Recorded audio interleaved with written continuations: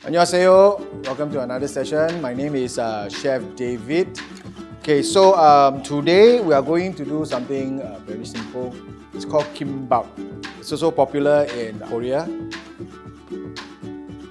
And right now I'm going to just flavor the rice with a little bit of sesame oil, a little bit of sesame seed, and then we'll just mix it up. So right here we have the lever roll or seaweed. So you take one of this lever, put it on the bamboo mat here. Okay, get some rice, spread it on the mat, just press it a little. Alright, we're going to add pickled radish. Just lay it out like this. And carrots, eggs, and the cucumbers, or zucchinis.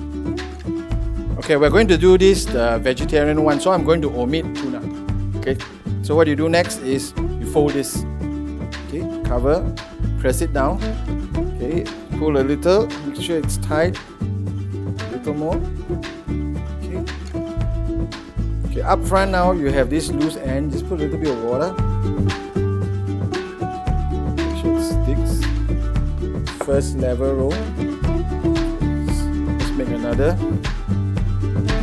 Same thing. Handful of rice. Flatten it on the lever roll. Pickled radish.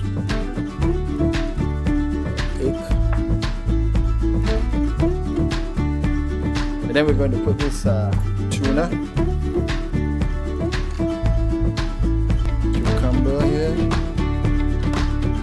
I'm going to roll this. Make sure that the stuff inside don't run. So the first roll, tighten it, roll tight, pull a little, tight, a little. Okay. The second one. Alright, so right now we're going to cut the kimbap into bite-sized rounds. Next, we're going to cut the non-veggie ones. Alright, here we go. That is your kimbap. Okay, it's very simple to do. The taste is fantastic. And I hope you guys really enjoy this. Make this at home.